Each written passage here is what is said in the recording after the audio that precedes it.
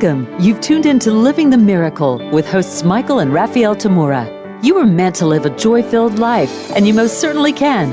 In this program, you will learn simple yet powerful psychic tools to help you fulfill your soul's purpose in this world. Now, here are your hosts, Michael Tamura and Raphaelle Tamura. Oh, well, welcome to Living the Miracle with Michael and Raphaelle Tamura. And I am Raphaelle Tamura, and I'm Michael Tamura. And we wanted to let you know that we are aware that you, we, and everyone on this planet are awakening from living a body-based intellectual life to living the miracle of a spirit-centered intuitive life. This is the work of our heart, something we've been doing probably for 35 years together, and Michael many, many more years than that, and myself about half as many more years as Michael. So 2 lifetimes, it seems. One of the things I wanted to say was we're actually broadcasting our show from a very, very special place. It's at the very top of the state of California. It's a sacred site called Mount Shasta. Many people, even in California, don't even know about this place, but it is a beautiful mountain that Native American tribes and many, many spiritual people from all over the world revere due to its sacred energy up here and the permission for moving into this new energy that's coming onto the planet. Today's show, our theme is living by intuition, and it couldn't be a better subject for today because keeping in mind that we set up our subjects many months beforehand, and as it turned out, last night something really special happened here in our little tiny town of 3,500 people of Mount Shasta. A film came here that was called PGS, Intuition is Your Personal Guidance System. It's created and produced by wonderful award-winning filmmaker from Australia, Bill Bennett, with his co-producer, partner, and wife, Jennifer Clough. Sorry. Hi, Jennifer. I know you're listening. The movie had a full house showing here in our little town. It was incredible. It got a great reception, and it is a wonderful movie and is showing all over the U.S. through Gather Films, and we'll talk a little bit about that in the future of this show. And I think we'll probably even have Bill as an interviewee on our show in times to come, hopefully in March, we're talking about. But what I wanted to do was have Michael talk about the incredible way that Bill and he met, how the connection was made by this man in Australia who had a film he had to make, and us way up here at the top of the mountain in Mount Shasta. So, well, we're not actually at the top of the mountain. We're on a bump on the side of the mountain. Yes. All right. Well, the amazing thing about this film was that Bill completely trusted and followed his intuition every step of the way. Once he committed, I'm going to make this movie about intuition being about a personal guidance system. It guides your life and everything. He decided, well, the only way you can make a movie like that was to do it completely on an intuitive guidance. And so he would not set up like usual movies that he's made in the past, where everybody's all set up, which actors, which people to interview, which places to go. But he would just follow the intuition each step of the way, and went from one interviewee to another interviewee. And so he ends up in Southern California to interview James Van Praagh, the spiritual medium of great renown.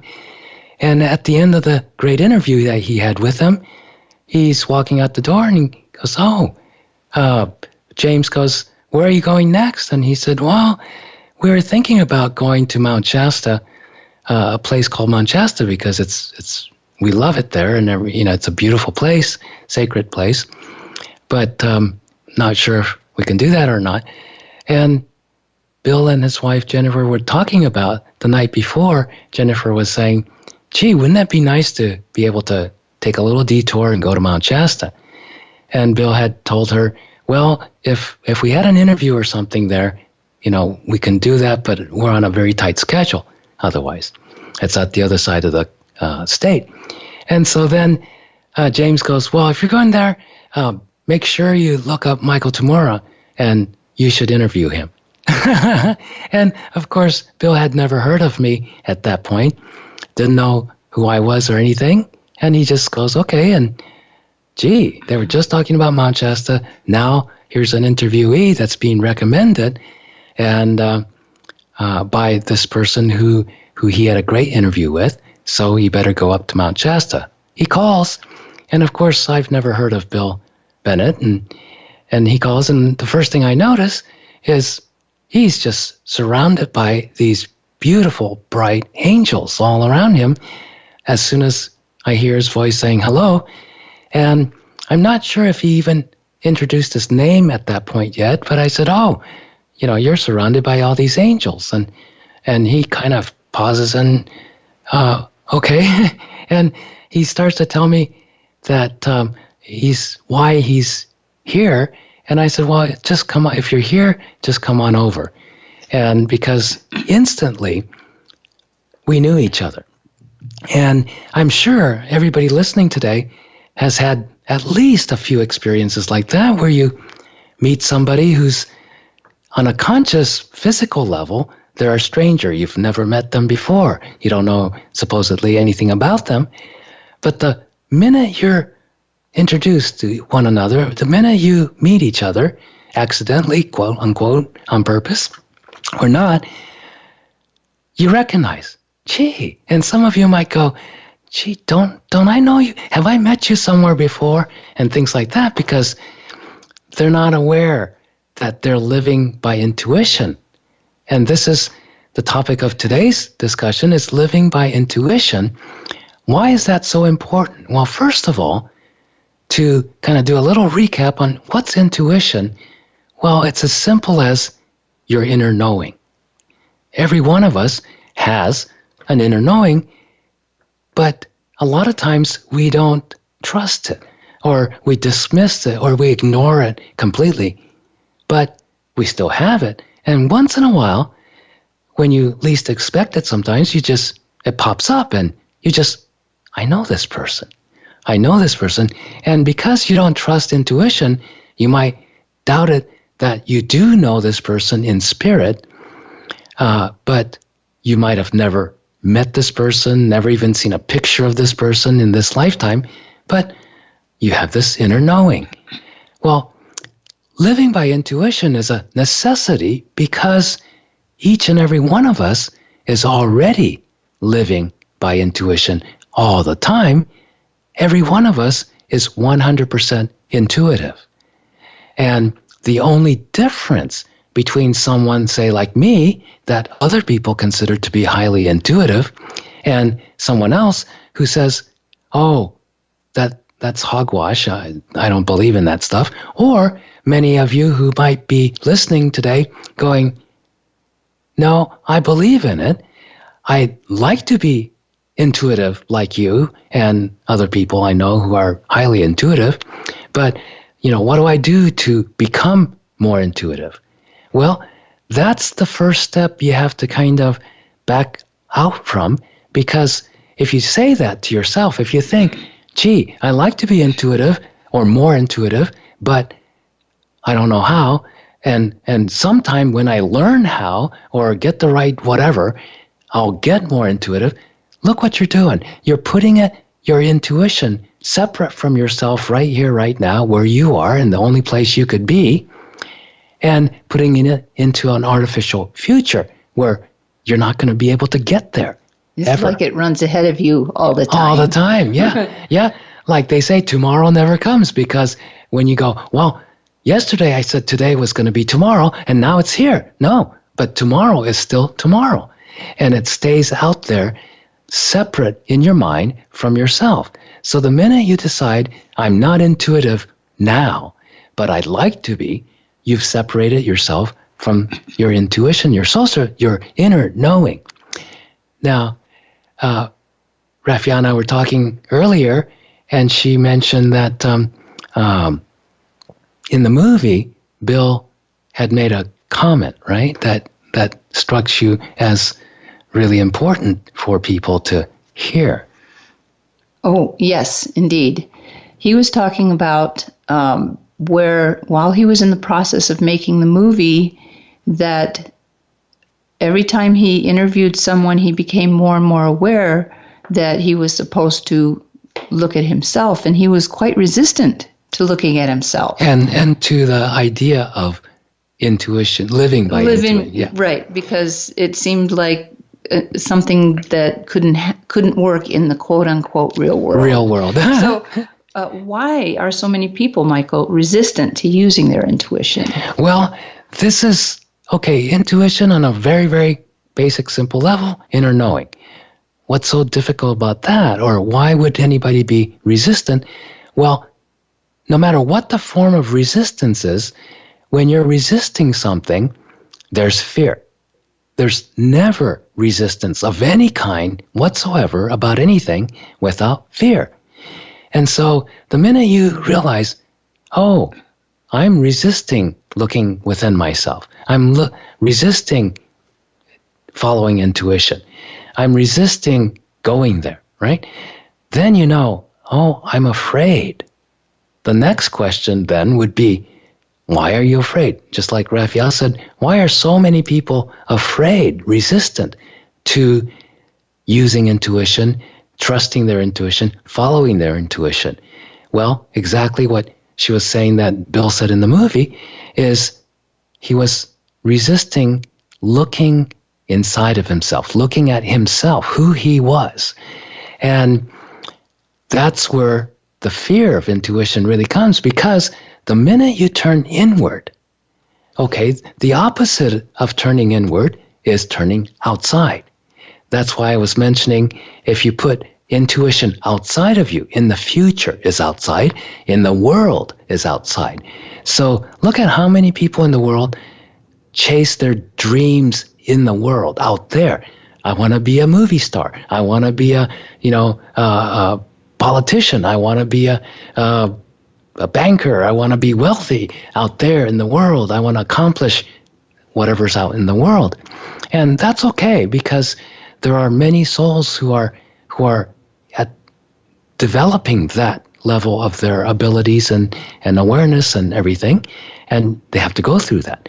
But if you're listening to this show, probably you've been there, done that, somewhere along the way, maybe not in this lifetime, but you have that experience. Or you're starting to think about moving out of that. Yeah, or moving out of that. And something interests you in terms of intuition and sensitivity, psychic awareness, and spiritual growth. And so then, but even so, you might have a little resistance to really going to the intuition, because that's turning inward. When you turn inward, outward in the world, no matter where you go in the universe, down to the atoms, there's structure. If there's structure, there's a beginning and an end. The entire universe is made up of positive, negative dichotomies. There's a beginning and an end. When you turn inward, it's limitless. When there's a beginning and an end, that means it's limited. It's conditional. It's got here to here. Limitless means none of that. Limitlessness means there's no beginning, there's no ending, there's no time. What does that mean? That means as a limited person, as an individual, when I say, I'm me, I'm Michael Tamura, this body person, the universe may seem big, but spirit, your inner knowing source, is way bigger, because you can't measure it. You can't go, hold it. You can't hug it even. Yes, I'm just like this young woman I had in my house the other day, a wonderful 22-year-old who was helping me out. And it was the first time since I had met her that I realized she was quite petite, because when I was with her the first time, her spirit, her soul, her connection with the universe was very, very big, and she wasn't really aware of that part in herself yet. Yes. Yet I was, and when I realized how tiny she was, I was very surprised. Yeah. Because I wasn't really looking at her body. And it's not the body, is it? That's right. Yeah. And then people get scared of that because they feel, I can't control this. And, like when you're in the riding on the back of a motorcycle of a stranger who's going 100 miles an hour, and you're freaking out and going, why? Because I don't have the control. I don't have the steering wheel, and I don't have the brakes. What if we get in the crash? So we get scared when we don't have control. And this is why so much of spiritual growth people talk about letting go. And we'll get back to that. But in the second segment today, we're going to start to accept some callers. That's right.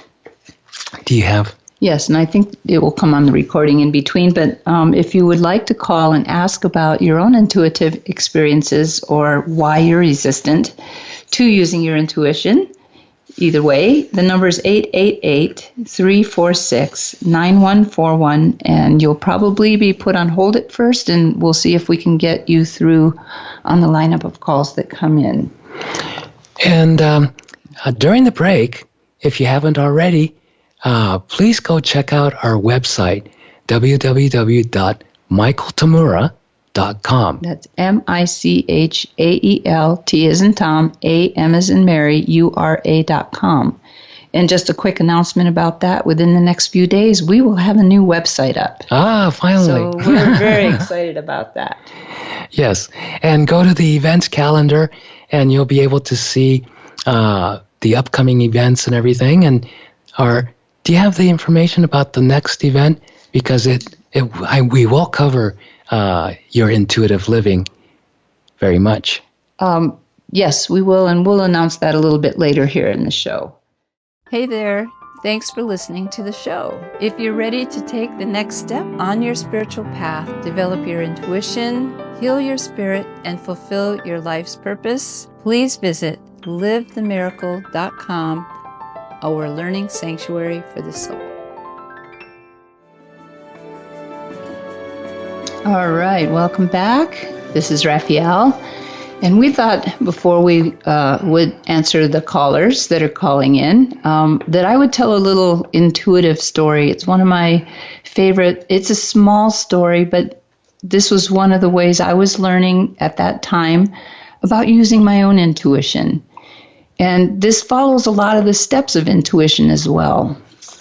So it started one day with Michael gave me a beautiful pair of earrings. It was in that time period where dream catchers were just becoming popularized, and we had bought this from a Native American store. They were sterling silver with little turquoise pieces in it.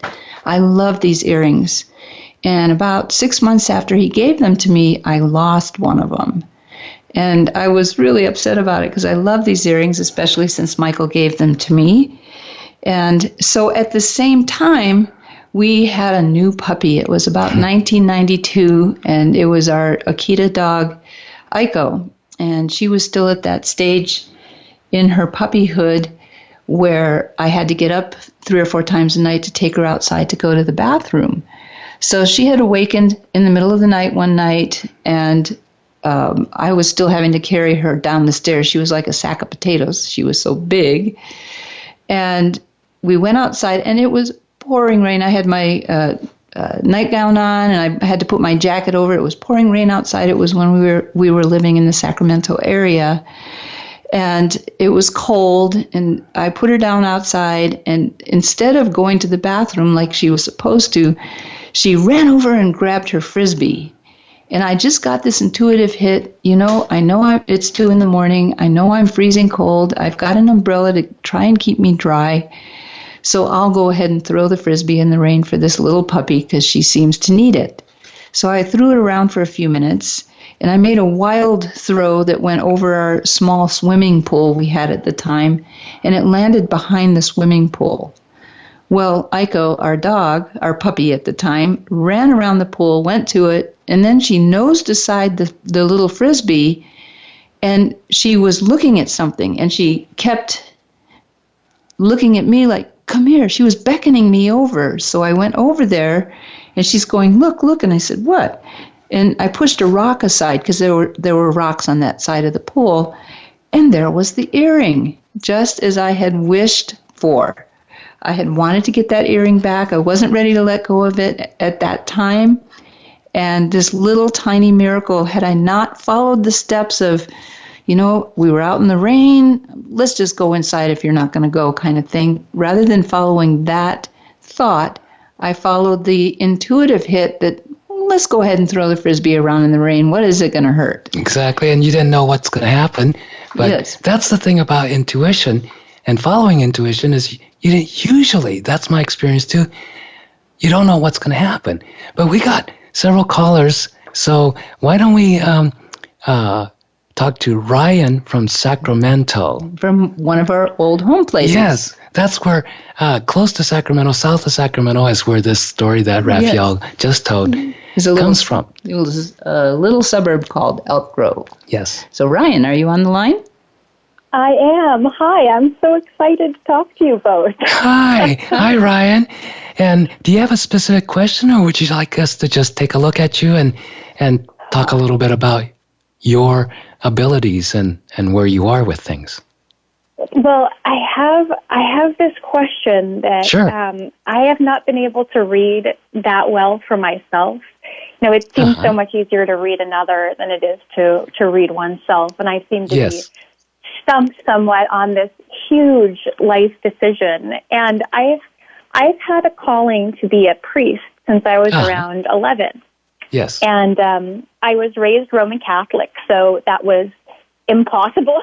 And I was really confused, but at the same time, I knew that calling was true.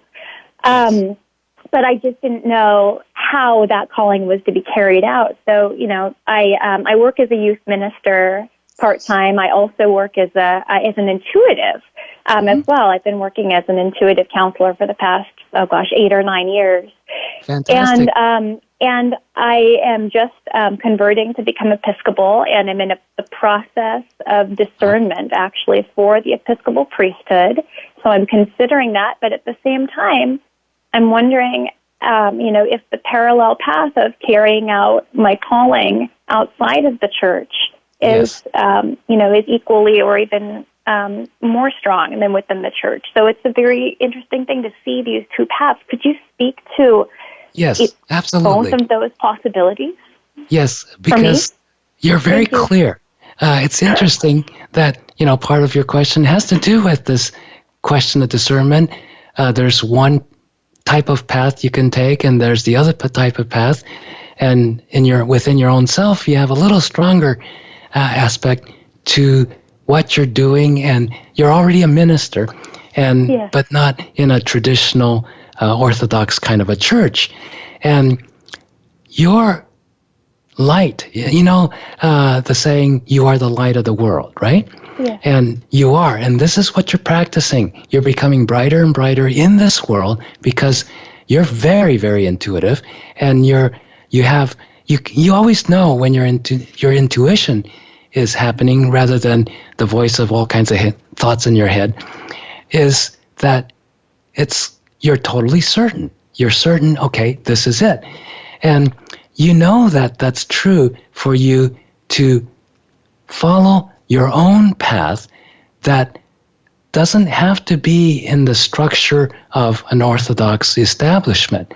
Not that there's anything wrong with that. It's just for you, what I see is you're very creative, and you need to create your own setup. Eventually, all these things, even your desire to be a priest from an early childhood, that's because you have such a love of God and of serving people to help them on their path to their spirituality. And as you have had that, and you have had a lot of other past lives, previous incarnations, where you were priest, priestess, minister, preacher, all kinds of leadership positions in religion, and not only in the Western Christian type of a situation, but in Eastern, more Hindu and those kinds, Buddhist, those levels as well. And so now you're drawing on all of that information. You have an enormous amount of experience and background in giving spiritual guidance and leading people, leading souls to their destination, or to at least to their beginnings of their awakening. And you have to be able to kind of have the freedom not to be encumbered by rules and regulations of institutions or organizations, except for those that maybe you create, or the ones that give you enough freedom to just go and be yourself and lead the way you're going to be leading according to your intuition, rather than according to a set of, here's the systematic practices that have to be followed. Does that make sense? That makes so much sense. And thank you for saying hello to that, because it's so wonderful to actually have somebody saying something that I know inside to be true, but couldn't see, Yes. the entirety of. Because when you say that, it's, oh yeah, haven't I seen that? Haven't I seen that all along? So yes, that's true. And that's, my husband is an intuitive also, and he's always saying, like, let's do this church here. You don't have to do it. Let's do this in our home. Let's create a retreat center. Let's do all of this. And my fear holds me back from the destiny more than anything. So that's really wonderful to hear. Thank you so much.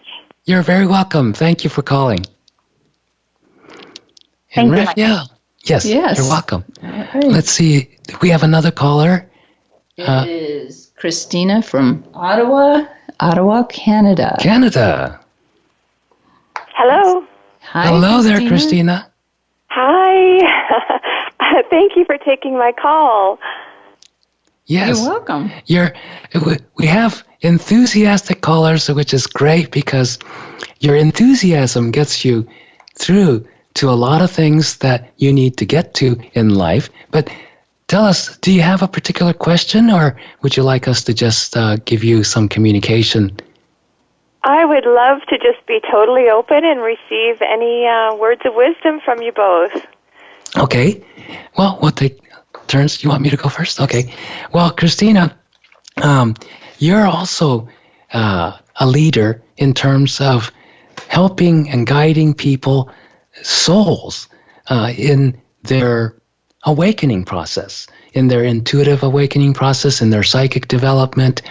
And you too have, whether you had any kind of training in the past or not, you've had a lot of psychic abilities from the time you were a child.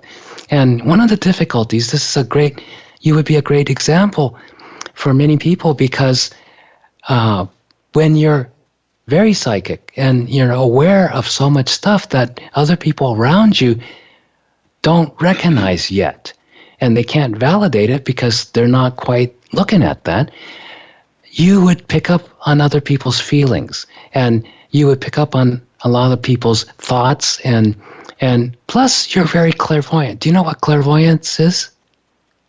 I do, but what part should I develop more? Well, all of the above, because you already have it. And just like we mentioned earlier in the show, everyone's 100% intuitive, 100% psychic. It's just becoming aware of it and consciously learning to use it instead of becoming the effect of it. If a lot of times in the past, especially when you're growing up, you sometimes became the effect of your psychic awareness, because you would pick up on other people's feelings more than your own. And the reason, that's why, so many times, even to this day, you probably have days where, you felt you were happy and you're fine, except you don't feel that way. It's like, I know I'm happy, but why am I feeling so sad? Or all of a sudden, you get a little irritated. Or nervous. And you don't know why, because that's not where you're at. You're aware that you're not in that nervousness, or you don't have anything to be afraid of, or you're not angry, or you're not sad, or whatever, or guilty. But you feel that. And that's when you're picking up on other people's feelings. And the reason you tend to pick up on the negative aspects of other people's feelings rather than people who are just totally happy and joyous is because you're a healer.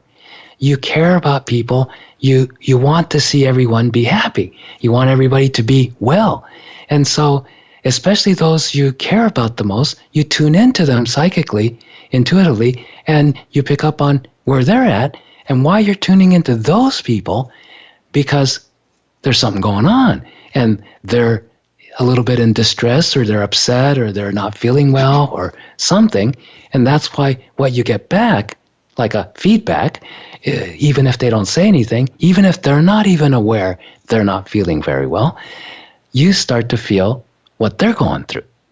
And sometimes, like in your childhood, I see you so many times picking up on your parents or other people's feelings, and you go address it directly, and the people you're addressing don't know what you're talking about, because they're either overriding those feelings, or they're trying to, not show it to anybody else. It's because it's my private thing and I don't want to dump it on anybody else. So they keep it to themselves. And so if you go, gee, let me cheer you up, they might go, well, I don't need any cheering. Or, gee, let me help you feel better. Well, I feel good already. What are you talking about? They might get a little irritated. Yeah. Another thing I was noticing, Christina, is that you are at kind of a crossroads right now. And when I look at it, it's not, just left or right. There's actually 3 or 4 things you're looking at right now. That would have been my question. Yes. So that's great. You have a big decision coming up, and the cool thing about intuition is if you follow it, it will never lie to you. And that's why I was talking about such a small little incident that really meant something to me in losing that earring and having my dog find it for me unwittingly, is that when you start to pay attention to the hints that are telling you which of those roads to take, you will do a lot better with making that decision. And it's very exciting. The only thing is sometimes you get to that place where you've made mistakes in the past and you go, but what if I pick the wrong one? Well, guess what? If you quote unquote, pick the wrong one, you will still be eventually steered back to the right one. It's just you usually take a little side trip of a few lessons to learn. It's not unlike when someone is making a decision about getting married or even dating someone. That's going to be more of our subject next week. But it's if you get that intuitive hit, for instance, if you're looking at a guy and kind of pining for him, but your intuition says that guy is trouble, and you don't want to hear that, then you go with him, and then eventually you find out why your intuition was telling you that, because you had some lessons to learn. But if you really hone in on that intuition and listen to what that intuition is telling you, it is going to steer you onto that right path. Michael, you have anything else? Yeah. That's wonderful. So the thing is, there are so many wonderful different programs because of the internet. There's a lot of wise spiritual teachers, and there's a lot of things I'm interested in. So 2 years ago, I just, like there's yoga teacher training I'm immersed in. I'm really interested in the biology of belief. I'm really interested in so many different things. I really just have to focus on one path right now. And I want to go and see and take all these courses, but it's kind of overwhelming.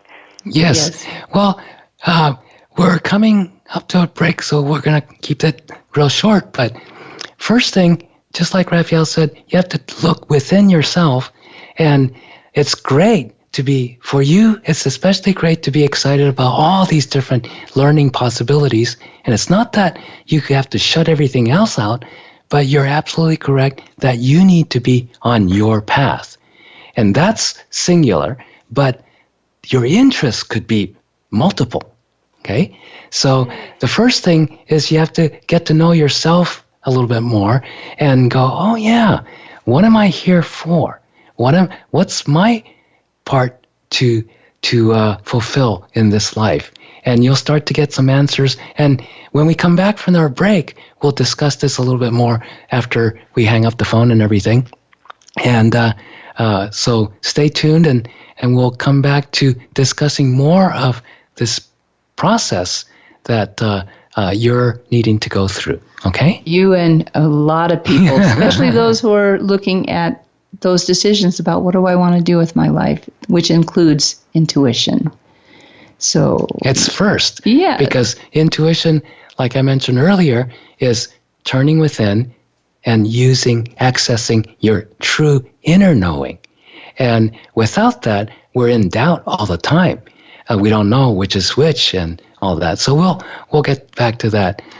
So you are listening to Living the Miracle with Michael and Raphaelle Tamura. We will be right back. All right, welcome back to Living the Miracle with Michael and Raphaelle Tamura. And before I turn this back over to Michael to talk about intuition a little more, I did want to put a little shout out to the people of Mount Shasta that attended the movie with us last night, the PGS. Intuition is your personal guidance system. The filmmaker for that movie, Bill Bennett, and his co-producer, partner, wife, are now heading to LA for the screening in Los Angeles. Yes. Well, they're going to stop off at San Rafael this evening to do a screening, and then they head on down to Los Angeles. We'll meet them up tomorrow night, February 8th, Thursday. We're going to have the special screening of that extraordinary movie in Los Angeles, and you can go to, probably the easiest is just go to pgsthemovie.com, and there's all kinds of, there's trailers, there's information on how to get to each screening and so forth and so on. And in the LA screening, Michael and Bill will be doing a Q&A after the screening is over. So I just wanted to mention that, and also say hello to the people of Mount Shasta who attended the movie, because we really felt your warmth and love, and we really appreciated that. Yay. So Michael. Yes. And just so that everybody will know, you mentioned earlier we're going to be, after the screening on Thursday night, the weekend, the 10th and 11th of February. February, yes. Yes, this coming weekend, we'll still be in Los Angeles, in the town of Calabasas, California. It's in the greater Los Angeles area. And we have a theme for this weekend. It's live clairvoyantly, love intuitively. Love the life you live the life you love. And it's great because so far the two callers we've communicated with on the air, it fits right into this. That's what they're looking at. And on Saturday, the actual seminar for Saturday is See Your Way Clearly and Love the Life You Live. Psychic Tools for Loving Through Life's Challenges. And on Sunday is Know Yourself to Live the Life You Love, using your intuition and clairvoyance to realize your purpose. And that's part of why we have this show, is because we want you to realize your purpose. And without intuition, and really, ultimately without living by intuition, you can't realize your true purpose as the soul that you are. You can realize all kinds of purposes in the world of what kind of a job, what kind of a career, what kind of a family you want to raise or house you want to live in, all that kind of stuff you can realize. But your true soul purpose is way bigger than that, and it includes all of the things that you might want to do in life. And like Christina was talking about, she has so many interests, and I know many of you, if not all of you listening today, are similar, But some of you have so much creativity and creative energy, and you like everything. That's the way I am. I love everything. I just like. It's true. And give it to Mikey. He likes it. He likes it. He'll eat it, and it's so great because I could easily be a full-time artist. I can easily be a full-time musician. I can easily get into mathematics and science. I love it all. But it's not like earlier in my life, kind of like with Christina, I had to kind of just go, whoa, okay, I can't be totally scattered where 1 minute I'm trying to do this and next minute I'm pursuing that. Nothing ever happens that way, of course. But what I've learned is trying to contain my enthusiasm and calling it focusing on one thing doesn't work either. Yeah, any of us, there's some of us who are able to live that way and they're very happy because all they know, they come in, this lifetime, I'm going to do architecture and that's it. Or this lifetime, I'm going to be a singer and that's it. And that's fine. But there's a lot of us who are not built that way as souls. We need to tap into a lot of things. And this is why I consider myself, when people say, what kind of teacher are you? I'm a lot more like the orchestral conductor, a symphony conductor. A symphony conductor doesn't have to be the first violinist, doesn't have to be the greatest pianist or the trombonist or whatever. But usually, to be a pretty good symphony conductor, you have to know music very well, and you have to be able to play a few little instruments sort of well, but not even as a professional level. But you got to be good at conducting, which means you know all the instruments enough to go, okay, this is the way I want the violin section to play. This is the way I want the brass section to play. And so you have all that you got the general overall scheme of things. And so, but as a conductor, you'd be interested in reading up at the latest thing about the violins that are coming out, or about the Stradivarius that were made way back when. And you got to know these things, but you don't have to be an expert. And the same way, there are souls like Christina and like many of you listening today who are very interested in multiple things, and you actually have the talent to pursue any of them. But first, you have to use your intuition, turn within. Turn into your inner knowing, which means this is where the practice of meditating. But first and foremost, using Christina's question as an example, okay, what's the difficulty in turning within and getting quiet and going, okay, I'm still, I'd like to tune into the limitless for my answers. And so then it's called grounding, because when you're sensitive, like Christina is, and you pick up on other people's feelings and thoughts, you're bombarded all the time. So let's say your mother's wanting to go, okay, I want you to be happy this way, and I like you to live close to home, and I like you to have 3 children for my grandchildren, and something like that. And then the father's going, no, I want you to go see the world and travel all over the world, and don't get tied down to any one guy, and da-da-da-da. And then the brother's trying to protect you and saying, no, that's, it's dangerous out there, all kinds of stuff. And you don't know what to do because you're bombarded with everybody's thoughts and feelings, even if they don't say anything about it. So grounding. Raphaelle, you want to show them?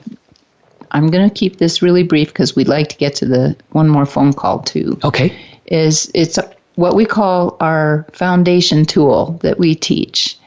And so if you are aware of the chakra system of the body, we start with the first chakra. So if you're sitting down, don't close your eyes if you're driving your car listening to this. But if you're in a quiet place where you can sit in a chair and close your eyes and just breathe a little bit gently and become aware of that first chakra. That's the root chakra at the base of your spine. Where it's about 2/3 of an inch, 3/4 of an inch above the tip of the tailbone. Yes. So I always say where you sit down. Because when I've taught this in the past, sometimes when I say it's at the base of your spine, they go to the neck for some reason. So you say hello to that first chakra. It's an energy center. When a clairvoyant looks at you, it looks like a wheel. That's what chakra means in Sanskrit. And you just imagine a connection from that first chakra all the way down to the center of the earth, like a tree trunk. Let's use the example, since we live in California, redwood tree trunk. And if you live in another state where you like a particular type of tree, trees are great because they have roots at the bottom. As you create that connection that looks like a tree, like you're sitting on a cut-off tree, and that the top part of that cut-off tree is connected to the first chakra and goes to the center of the earth with roots. And there's two main purposes for grounding. One is it helps to keep you, the spirit, in the body. We tend to, just like a helium balloon, a lot of people just float away. The lights are on and no one's home. Grounding brings you back in so that you can be in the driver's seat of the body. Yes, and that will help you enormously if you practice this every day and keep grounded. Then it'll help you to discern your own thoughts and your own feelings from the input you get from the world, from everybody else around you.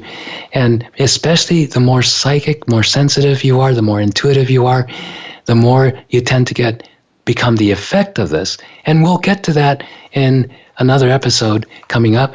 But the next episode is on psychic relationships, being psychic, being intuitive in your relationship, all kinds of relationships in your life.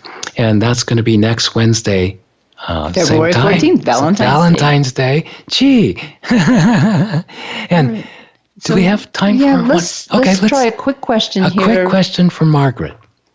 And she's also from Canada. Yeah. Hello, Margaret. Hello. Hi, how are you? Hi. You have a quick question for us? I'm kind of at a crossroads also, and I would be grateful for any information you gave me. Oh, about anything. Just about the being crossroads. making a decision. I kind of don't know what to do next, right? Yes. Part of it is you're hitting up against a lot of underlying emotional energy, which a big part of it for you too.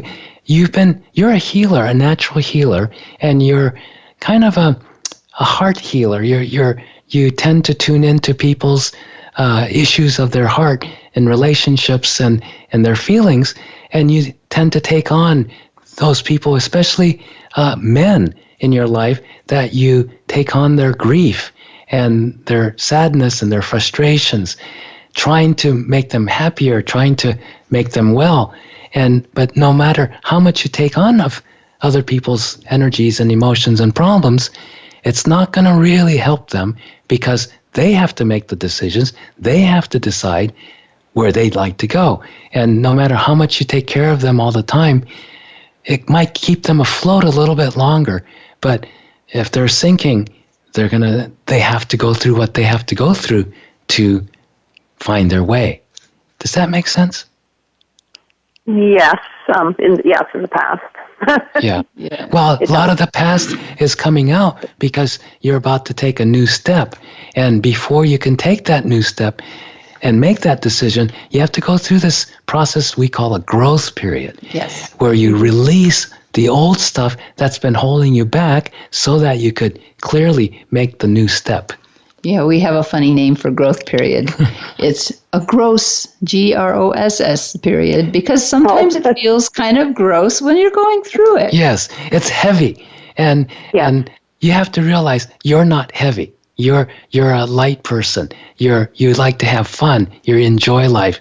And the stuff that's you're letting go of is stuff you carried around for a long time. And so there's a lot of it, but you just have to let it go and keep on smiling, keep on knowing, reminding yourself you are a very happy person underneath all of that. And the grounding tool that I just taught a minute ago before we took your call, the second part of what grounding is good for is releasing energy out of your space to the center of the earth. And you're not hurting the earth by releasing it into the earth. She's the original recycling center for energy. She just sends it back, cleans it off, and sends it back to whoever it belongs to. Then you won't feel so heavy, and you'll feel, quote unquote, more yourself. Yeah. And come back and listen to our show again, because we'll be giving a different kind of a psychic tool each week that will help you enormously to start letting go of all that old baggage and lighten up. And so remind yourself to be in a little more amusement about things. Don't take it so serious, because if you take it seriously, you're going to drown in it. Yeah. But if you start to lighten up, that's your energy is much lighter.